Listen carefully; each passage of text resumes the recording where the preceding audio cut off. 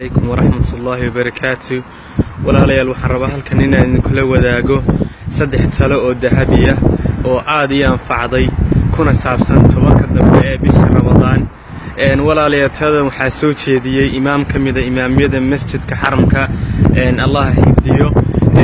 taladani waxay ku saabsan tahay si aan uga faa'iideysan lahayn tobanka dambe ee bisha Ramadaan oo laga yaabo inuu ku jiro ayba ku jirto laylatul qadriga. walaalayal waxaan rabaa inaan talada koowaad in la wadaago. imaamku wuxuu soo jeediyay qofka muslimka ee raba inuu laylatul qadriga ajirkiisa helo waxa koowaad uu sameeyo tobanka dambe inay noqdaan inuu takawaad inuu bixiyo oo sadaqaysto $1 riyaal, £1, $1 hadba wadanka uu joogo lacagtiisa. hadduu habeen kasta tobanka uu bixiyo $1 ama se lacagtaas yani $1 waxa u dhiganta wadankiisa ama ka badan ama ka yarba wuxuu helayaa iyadoo laban laabay oo loo laban laabay 83 sano. يعني ليلة القدر هادو كوسو بيغمو ادو بخيه $10 tobankaas waxa lagu dhufanayaa sidii adoo bixiye 10 bilood ama 83 sano. talada koowaad ay walaalayal sameynayna waxa weeye inaan bixino $1 ama se wixii ka yar habeen kasta oo kamida tobanka dambe ee bishii Ramadaan sayni Allah subhanahu wa ta'ala ajirkeeda inoo siiyo. talada labaad waxay tahay habeen kasta waxaad tukataa 2 ragcadood ama ka badan waayo amalka aad sameeysid wuxuu u dhigmaa 83 bilood. habeenkii aad tukatay haddii uu ku soo beegmo tobankii dambe ee laylatul qadriga waxa lagu laman laabaya 83 sano ama waxay soconaysaa inaad 10 bilood aad sameeynaysaa amalkan. tan saddexaad ee ugu qiimaha badan ee ugu dambeysana waxa weeye adoo habeen kasta akhriya suuratul ikhlaas ama qul huwallahu ahad 3 jeer akhriya. qofkii 3 jeer akhriya qul huwallahu ahad nabiga sallallahu alayhi wasallam wuxuu yiri wuxuu la mid yahay sidii qof quraanka dhameeyay.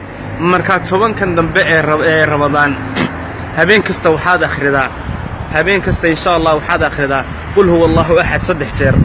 habeenkaas hadduu ku soo beegmo laylatul qadriga waxay u dhigantaa adoo 10 bilood ama 83 sano quraanka dhameeyay oo habeen kasta quraanka dhameeyay. marka ajirkeeda bal ka waran yani qofkii 3 jeer qul huwallahu akhriya habeenka laylatul qadriga waxa loo qorayaa sidii inuu quraanka dhameeyay 10 bilood ama 83 sano. waa ajir aan la soo koobi karin. talada ugu dambeysay imaanku bixiyay waxay ahayd fariintan insha Allah dadka kale gaarsii siina gudbi lacalla waxa laga yaabaa qof inuu sameeyo aakhirana aad ku aragtid khasnadaada xasanaadka iyo ajirka aad ku aragtid. marka yani walaalayal ka faa'iideysano amal kasta aad sameeysid 10 jeer ayaa la laabaya. صدقة بيحي رجعت سكتكو maxay ahayd quraanka akhri. marka walaalayal waxa leeyin kullu man laabaya 10 bilood ama 83 sano waa habeen aad u fadli badan waa habeenkii Allah subhanahu wa ta'ala quraanka soo dejiyay waa habeenkii wax la qadrin jiray sanadka dambe wixii dhacay qofkii noolaanaya qofkii wax dhimanaya waa habeenkii nabiga sallallahu alayhi wasallam inagu yiri waxaad yani aad ku ducaysataan Allahumma innaka afuwun tuhibbul afwa fa'fu 'anna.